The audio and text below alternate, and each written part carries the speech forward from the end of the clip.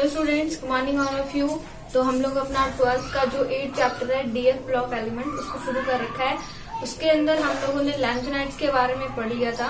कल लैंथेनाइड का general electronic configuration, उसमें कौन कौन से एलिमेंट्स आते हैं उनके बारे में हम लोगों ने पढ़ लिया था। ठीक है, उसके बाद हम लोगों ने बताया था कि उनकी जो ऑक्सीडेशन स्टेट है, तो ऑक्सीडेशन स्टेट के अंदर हम लोगों ने क्या बताया था कि जनरली वो ऑक्सीडेशन स्टेट करते हैं +3। जो +3 ऑक्सीडेशन स्टेट है वो लैंथेनाइड नॉर्मली प्रदर्शित करते हैं। +3 ऑक्सीडेशन के स्टेट के अलावा हम लोगों ने बताया कि ये +2 और +4 ये ऑक्सीडेशन स्टेट भी प्रदर्शित करते हैं।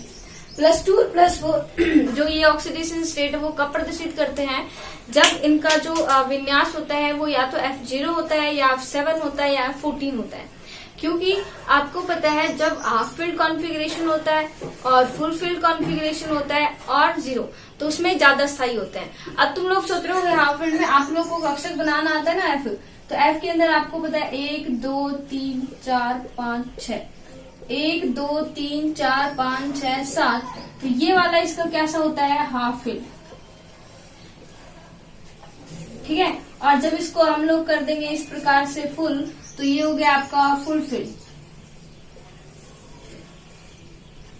अर्धपूरित और पूर्णपूरित। ठीक है, अब हाफ फील्ड और फुल फील्ड जो कॉन्फ़िगरेशन होते हैं वो क्या होते हैं? ज्यादा स्थायी होते हैं। इसलिए देखो सीरियम भी क्या करता है, कई बार सीरियम जो होता है वो कौन सी ऑक्सीडेशन स्टेट दिखाता है? +4, क्योंकि जब वो +4 में जाता है ना तो उसके अंदर F क्या होता है? तो 0, तो वो भी स्थायी है ना। उसके बाद हम लोगों ने बताया था कि इस प्रकार से आपके सीरियम होता है और भी एलिमेंट्स होते हैं जो +4 दिखाते हैं, और आपके मोस्टली U और YB जो है वो क्या दिखाते हैं? +2 दिखाते हैं। उसके अंदर F7 और F14 हो जाते हैं। ठीक है, ये नॉर्मली हम लोगों ने कल पढ़ लिया था। अब उसके बाद अगर हम बात करें, ये इनकी ऑक्सीकरण अवस्था की बात होगी, तो आप लोग को पता है जनरली जितने भी लैंथेनाइड्स हैं वो सारे के सारे कौन सी ऑक्सीकरण अवस्था प्रदर्शित करते हैं? +3। यानी वो जितने भी कंपाउंड बनाएंगे वो +3 वाले ज्यादा बनाएंगे। +3 उनकी नॉर्मल ऑक्सीडेशन स्टेट है। ठीक है, तो अब हम इनकी रासायनिक अभिक्रियाओं की बात करें कि ये इनकी कौन कौन से रासायनिक अभिक्रियाएं प्रदर्शित करते हैं। तो देखिए रासायनिक अभिक्रियाएं,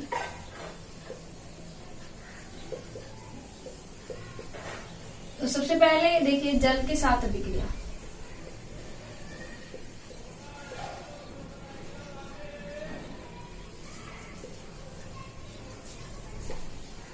तो आप लैंथेनाइड को, लैंथेनाइड को आप लोगों को एक बात बता देती हूँ, लैंथेनाइड को नॉर्मली कैसे प्रदर्शित करते हैं हम? एलन से। ये एलन क्या है? जितने भी लैंथेनाइड है उनको प्रदर्शित करने का एक क्या है? सिंबल है। जितने भी लैंथेनाइड है उनको हम किससे प्रदर्शित करते हैं? एलन से प्रदर्शित करते हैं। अब अगर हम बात करें लैंथेनाइड को, तो 2 ये एलन का मतलब क्या है? जितने भी लैंथेनाइड है अगर आप इनकी जल के साथ अभिक्रिया कराओगे तो ठीक है, तो लैंथेनाइड की जब हम जल से अभिक्रिया करते हैं तो 2 + 6s2। ओके, इसकी आप लोग अगर अभिक्रिया करोगे तो लैंथेनाइड आपको पता है और कितनी दिखाता है? 3। ठीक है, तो आपके ये क्या हो गया? बैलेंस हो गया। अब ये जल के साथ अभिक्रिया करके कौन सी गैस मुक्त करते हैं? हाइड्रोजन गैस को। हाइड्रोजन गैस क्या करते हैं? मुक्त करते हैं। ठीक है, तो 2LnOH क्या हो जाएगा? थ्राइस। ठीक है, उससे आप देखो हाइड्रोजन गैस मुक्त हो जाएगी, तो हाइड्रोजन गैस क्या हो जाएगी? 3H2। ये हाइड्रोजन गैस यहाँ पे क्या हो जाएगी? मुक्त हो जाएगी। ठीक है, तो ये किसके साथ अभिक्रिया हो गई? जल के साथ। अब एक चीज याद रखना, अगर आपका क्या ठंडा जल है, ठीक है, तो ये रिएक्शन क्या होगी? थोड़ी स्लो। लेकिन अगर आपने गर्म जल के साथ अभिक्रिया कराई है तो रिएक्शन क्या हो जाएगी? फास्ट। जल के साथ अभिक्रिया करके लैंथेनाइड हाइड्रोजन गैस को मुक्त करते हैं और हाइड्रोक्साइड बनाते हैं। Lanthanide hydroxide. ठीक है, OH मतलब हाइड्रोक्साइड ही है। ओके, उसके बाद दूसरा अगर हम बात करें तो इनकी अपचायक प्रकृति।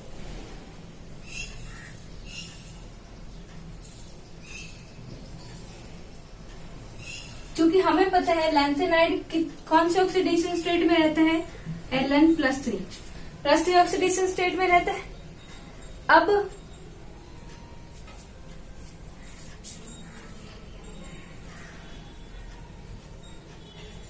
+3 ऑक्सीडेशन स्टेट है, इसकी मतलब क्या है कि इसने 3 इलेक्ट्रॉन क्या है? निकाले हैं। तो लैंथेनाइड्स क्या कर सकते हैं, 3 इलेक्ट्रॉन को निकाल सकते हैं, 3 इलेक्ट्रॉन किसी को दे सकते हैं। ठीक है, इलेक्ट्रॉन देखो, इलेक्ट्रॉन के बेस पे ऑक्सीकरण और अपचयन क्या होता है, देखो वो समझो पहले। अगर कोई कंपाउंड इलेक्ट्रॉन निकाल रहा है, अगर कोई कंपाउंड या एलिमेंट जो है वो इलेक्ट्रॉन निकालना है तो इलेक्ट्रॉन त्याग करता है, तो उसका होता है ऑक्सीकरण। तो ये ऑक्सीडेशन स्टेट है, इसकी मतलब क्या है कि इसने 3 इलेक्ट्रॉन क्या है निकाले हैं। तो लैंथेनाइड्स क्या कर सकते हैं, 3 इलेक्ट्रॉन को निकाल सकते हैं, 3 इलेक्ट्रॉन किसी को दे सकते हैं। ठीक है, इलेक्ट्रॉन देखो, इलेक्ट्रॉन के बेस पे ऑक्सीकरण और अपचयन क्या होता है, देखो वो समझो पहले। अगर कोई कंपाउंड इलेक्ट्रॉन निकाल रहा है, अगर कोई कंपाउंड या एलिमेंट जो है वो इलेक्ट्रॉन निकालना है तो इलेक्ट्रॉन त्याग करता है, तो उसका होता है ऑक्सीकरण।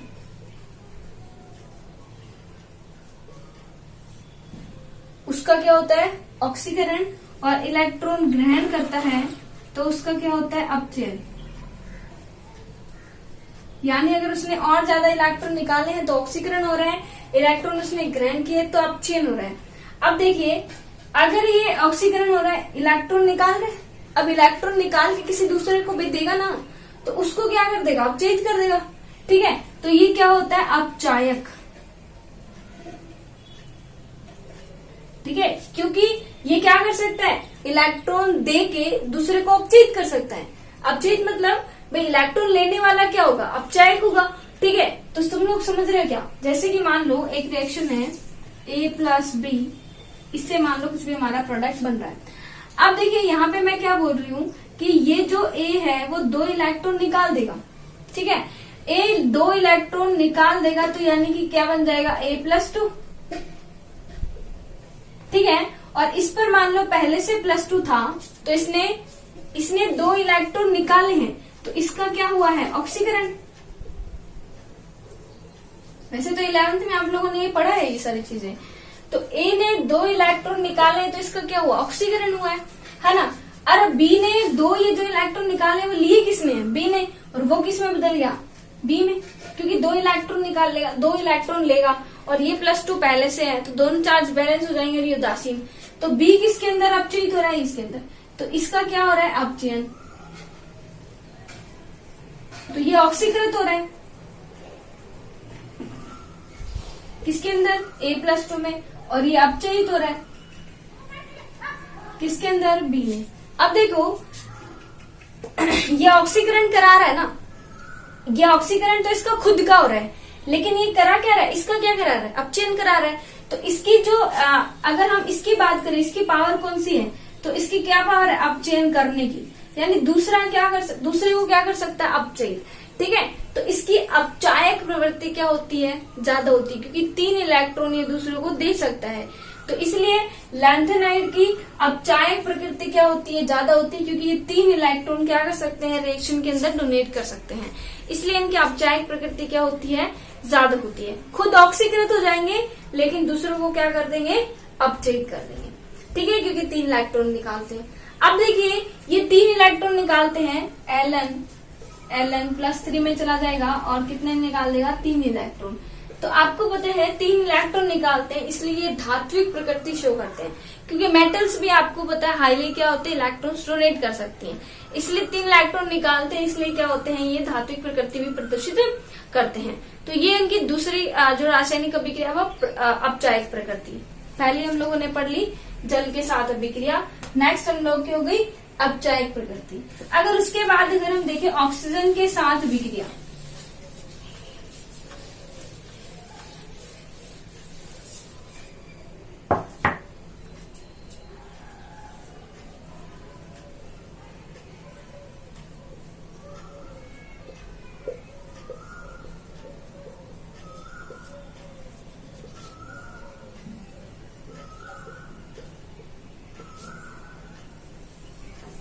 तो ऑक्सीजन के साथ अभिक्रिया करेंगे तो वही ऑक्साइड्स बनाएंगे। ठीक है, तो लैंथेनाइड जो होते हैं Ln से प्रदर्शित करेंगे, ये ऑक्सीजन के साथ अभिक्रिया करके क्या बनाते हैं, ऑक्साइड्स बनाते हैं। तो क्या बनाते हैं, Ln2 LnO3, तो बैलेंस हो गया ना, 2 LnO3। ठीक है। इसी प्रकार से अगर हम लोग हाइड्रोजन की बात करें तो हाइड्रोजन के साथ अभिक्रिया करके क्या बनाते हैं, हाइड्राइड, लैंथेनाइड्स के हाइड्राइड। तो LnH2 जो +2 दिखाते हैं वो तो LnH2 प्रकार का प्रदर्शित कर देते हैं। और आपके क्या बनाते हैं Ln+3 वाले, तो मोस्टली कौन से हाइड्राइड बनेंगे, ये वाले। LnH2 थोड़े कम बनेंगे, जो +2 दिखाएगा वही बनाएगा, और Ln+3 वाले, LnH3 वाले ज्यादा बनेंगे, क्योंकि आपको पता है जितने भी ऑलमोस्ट लैंथेनाइड है वो +3 ऑक्सीडेशन स्टेट प्रदर्शित करते हैं। उसके बाद अगर हम नेक्स्ट बात करें तो नेक्स्ट अगर हम बात करें कि अधातु के साथ, अधातु जैसे कि कार्बन हो गया आपका और नाइट्रोजन हो गया, है ना। तो इस प्रकार के धातु के साथ क्या करता है,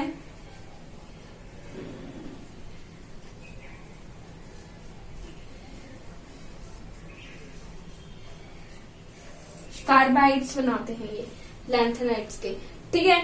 कार्बन के साथ में भी अभिक्रिया करके, नाइट्रोजन के साथ में भी अभिक्रिया करते हैं, ठीक है। हेलोजन के साथ में, हेलोजन के साथ नहीं पड़ेगा, तो देखो हेलोजन के साथ में क्या करते हैं, ट्राई हेलाइड बना लेते हैं।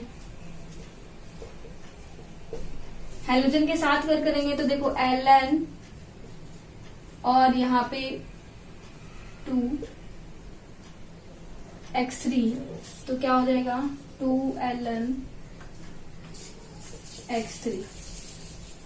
बैलेंस है, 2Ln है, x के कितने मोल है, 6 मोल इधर है, 3 दूनी 6 और 3 दूनी 6 इधर है, ठीक है। तो लैंथेनाइड्स क्या होते हैं, ट्राई हेलाइड बनाते हैं, किसके साथ, हेलोजन के साथ में। तो पहला हम लोगों ने क्या पढ़ा, अगर जल के साथ में अभिक्रिया हाइड्रोक्साइड बनाते हैं, अपचायक प्रकृति ज्यादा होती है क्योंकि 1,03,000 इलेक्ट्रॉन निकाल सकते हैं। नेक्स्ट हम लोग देखें तो ऑक्सीजन के साथ अभिक्रिया करके ऑक्साइड्स, हाइड्राइड्स और धातु के साथ करके धातु के बनाते हैं, अधातु के साथ सॉरी, और हेलोजन के साथ करके क्या बनाते हैं, ट्राईहेलाइड बनाते हैं, ठीक है। मोस्टली ये देखो रिएक्शंस बहुत कम पूछे जाते हैं, इस चैप्टर से रिएक्शन का कोई लेना देना नहीं है। ऑर्गेनिक में आएंगे 10th चैप्टर से स्टार्ट होंगे, तब हम पढ़ेंगे रिएक्शंस क्या होती हैं। तो रिएक्शंस के बारे में आगे डिटेल से पढ़ेंगे। अभी रिएक्शंस का इतना कुछ इसमें नहीं पूछा जाता है, ये तो बस जनरली आपको बता दी गई है कि इसके अंदर ऐसे ऐसे टाइप की लैंथेनाइड रिएक्शन प्रदर्शित करते हैं, ठीक है। तो अभी रिएक्शंस के बारे में हमारा हो गया कि लैंथेनाइड +3 ऑक्सीडेशन स्टेट में ये अभिक्रिया इन कंपाउंड के साथ में प्रदर्शित करते हैं। उसके बाद देखिए एक इसका जो मोस्ट इंपॉर्टेंट टॉपिक आता है वो आता है लैंथेनाइड कॉन्ट्रैक्शन, लैंथेनाइड संकुचन।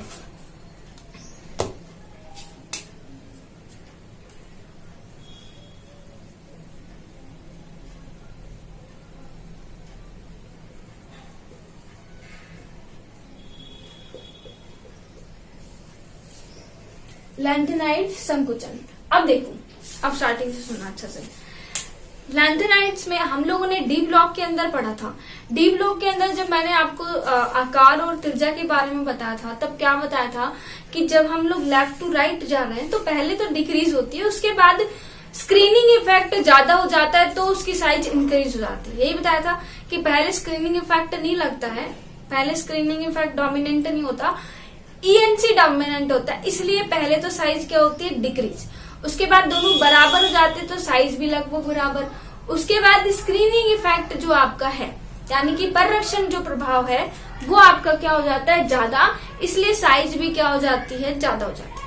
ये हम लोगों ने पढ़ा था डी ब्लॉक के अंदर।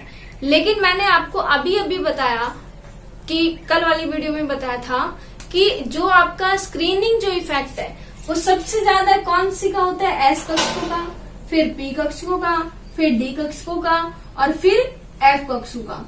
यानी एफ कक्षकों का स्क्रीनिंग इफेक्ट बहुत ही क्या होता है, कम होता है।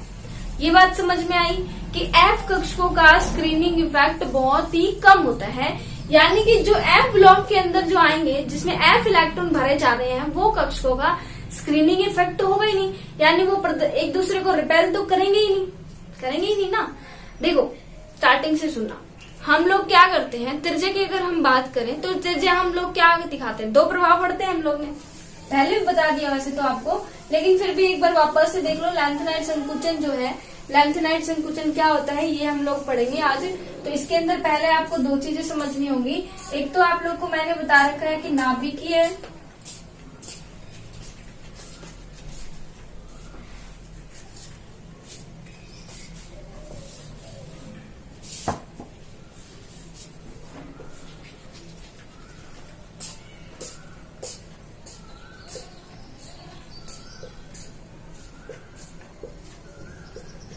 और दूसरा आपको बता रखा है परिरक्षण प्रभाव।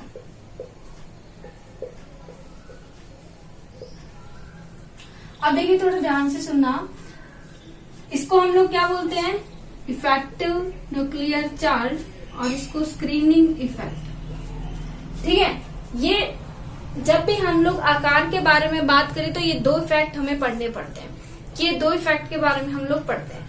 डी ब्लॉक में मैंने आपको दोनों इफेक्ट के बारे में बताया था कि कैसे पहले डिक्रीज होगी, फिर बराबर, और फिर इंक्रीज होगी। ये हम लोगों ने डी ब्लॉक के अंदर भी पढ़ा था। अब देखिए लैंथेनाइड के अंदर क्या होता है, लैंथेनाइड्स के अंदर हम लोग कहाँ से शुरू होते हैं, सीरियम से शुरू होते हैं, और कहाँ तक जाते हैं, लुटेशियम तक जाते हैं। या फिर आपको ऐसे भी कर सकते हो, LA से LU, आलू। ठीक है, लैंथेनम और ये लुटेशियम, या फिर सीरियम 58 से लेके 71 तक। तो जैसे ही आप सीरियम से लुटेशियम तक जाते हो, लगातार परमाणु का आकार क्या होता रहता है, छोटा होता रहता है। यानी कि जैसे जैसे परमाणु क्रमांक उनका बढ़ रहा होता है, उनका atomic size decrease decrease decrease decrease decrease decrease होता रहता है। तो ये जो लगातार उसके आकार में कमी है, ये आपकी क्या कहलाती है, लैंथेनाइड संकुचन। डेफिनेशन समझ में आई कि लैंथेनाइड्स के एलिमेंट में जब हम सीरियम से कहाँ तक जाते हैं, लुटेशियम तक जाते हैं, तो उनके आकार में लगातार क्या आती रहती है, कमी आती रहती है। और ये लगातार या क्रमिक जो गति क्रमिक कमी है, गति नहीं कमी, ये लैंथेनाइड्स के आकार में ये जो क्रमिक कमी आ रही है वो क्या कहलाती है, आपकी लैंथेनाइड संकुचन। ठीक है, तो लैंथेनाइड, इसके क्या डेफिनेशन हो जाएगी कि लैंथेनाइड्स के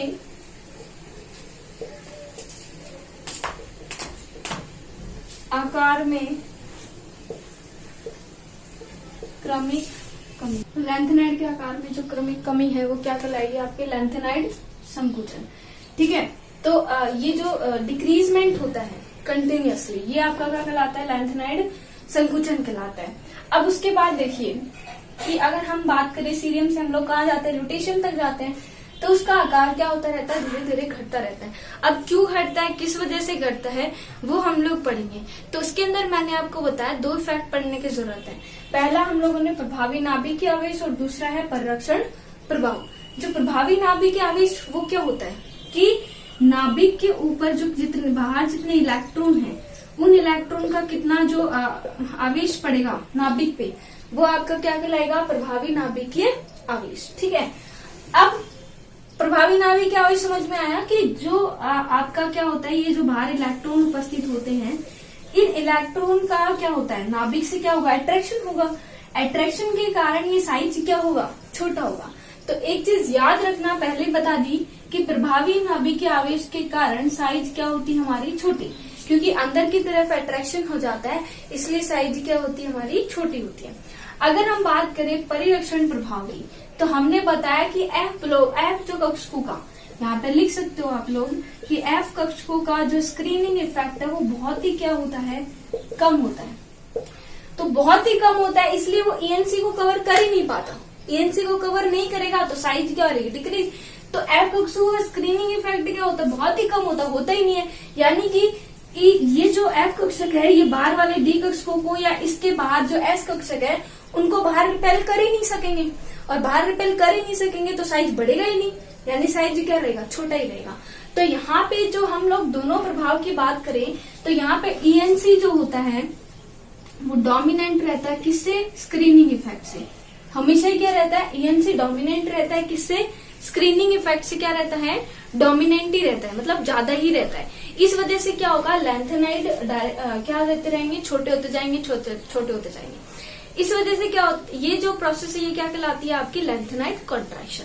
दो प्रभाव हम लोगों ने पढ़े, प्रभावी नाभिकीय आवेश जिसकी वजह से साइज क्या होती है, डिक्रीज होती है, और परिरक्षण प्रभाव जिसकी वजह से साइज इंक्रीज होती है। लेकिन यहाँ पर चूंकि एफ कक्षकों का स्क्रीनिंग इफेक्ट बहुत ही कम होता है, इसलिए रिपल्शन होगा ही नहीं। और पी कक्षकों और एस कक्षकों से तो ज्यादा ही होता है ना, डी कक्षक से और इनसे इनका ज्यादा होता है, पी एफ कक्षकों का ये ऑर्डर रहा, एस का सबसे ज्यादा, फिर पी, फिर डी, और सबसे कम क्या होता है, एफ का होता है। तो यहाँ पे स्क्रीनिंग इफेक्ट जो आपका है वो क्या हो जाता है, बहुत ही कम होता है। इसलिए पूरी सीरीज के अंदर ही ईएनसी डोमिनेंट रहता है, ऐसी कम होता है। इसलिए ईएनसी डोमिनेंट है तो साइज क्या रहेगी, डिक्रीज। साइज डिक्रीज होगी, उसी को हम लोग क्या बोलते हैं, लेंथेनाइड कॉन्ट्रैक्शन, लेंथेनाइड संकुचन। अब इसके प्रभाव पड़े कि अब प्रभाव क्या क्या होते हैं, लेंथेनाइड संकुचन हुआ तो उससे क्या क्या प्रभाव पड़े हैं। देखिए प्रभाव क्या पड़े हैं। फर्स्टली इसका अगर हम प्रभाव देखें तो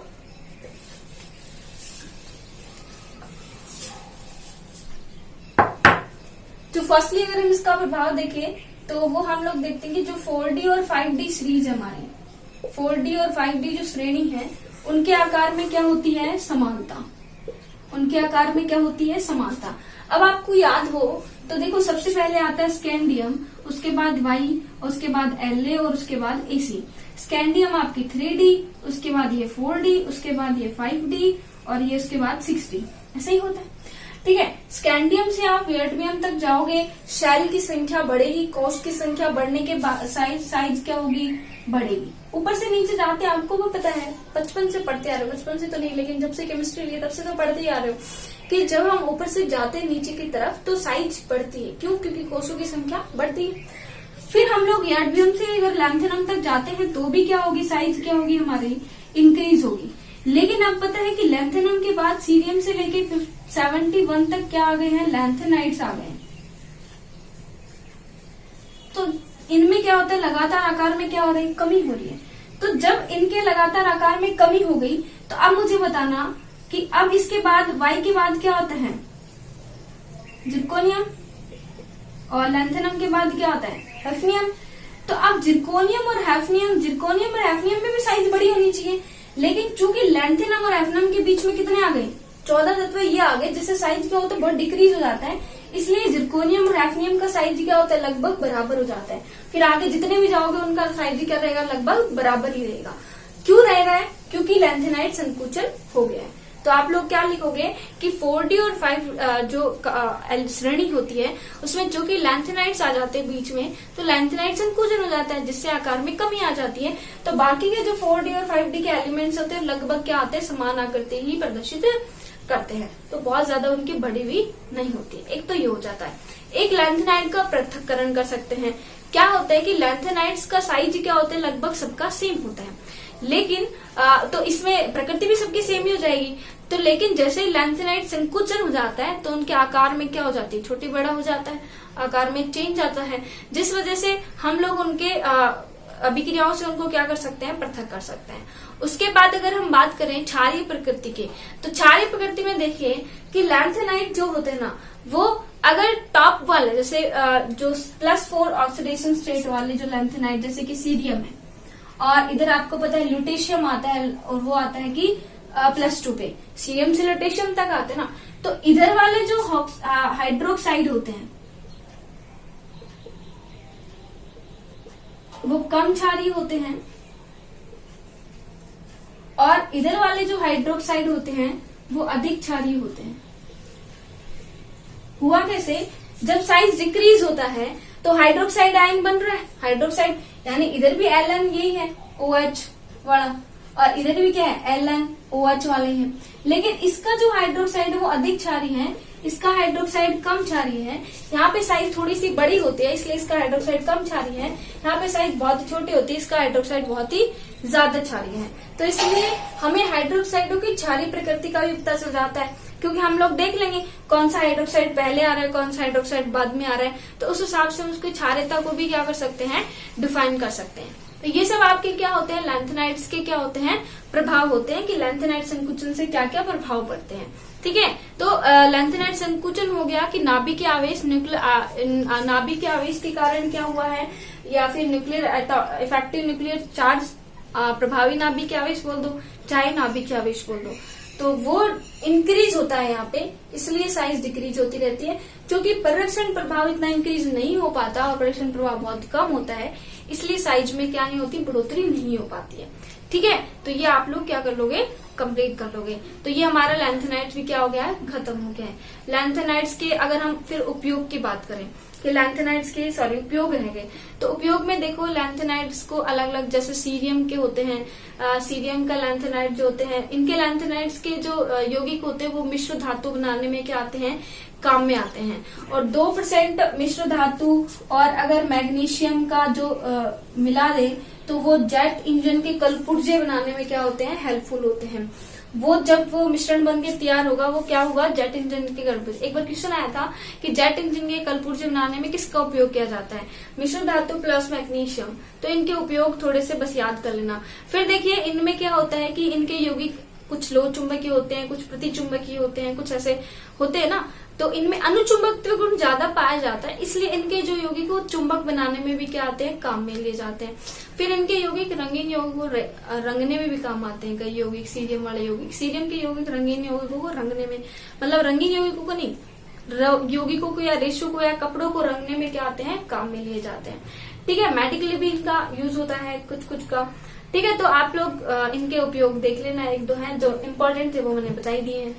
ओके, तो ये आप लोग का क्या हो गया, लैंथेनाइड कंप्लीट हो गया, लैंथेनाइड के उपयोग भी खत्म हो गए। ओके, यहाँ तक आपका चैप्टर है, यहाँ तक आई होप आपको समझ आ गया होगा। रिएक्शंस पढ़ी है, लैंथेनाइड कॉन्ट्रैक्शन पढ़ा है और उसके बाद लैंथेनाइड्स के उपयोग हो गए हैं। ठीक है, यहाँ तक आपको आई होप समझ आ गया। अब बचता है एक्टिनाइड्स। एक्टिनाइड्स में ज्यादा कुछ नहीं है, सामान्य इलेक्ट्रॉनिक विन्यास, किसी 2-4 का पर्टिकुलर इलेक्ट्रॉनिक विन्यास पूछेंगे और उसके बाद लैंथेनाइड एक्टिनाइड में समानता। एक्टिनाइड्स में बहुत ही कम और रेयर चांस में क्वेश्चन पूछे जाते हैं, उसकी एक क्लास होगी, वो उसके बाद ये चैप्टर क्या हो जाएगा, कंप्लीट होगा। ठीक है, इतने अच्छे से पढ़िए, इनके अच्छे से नोट्स प्रिपेयर कीजिए। Okay, bye.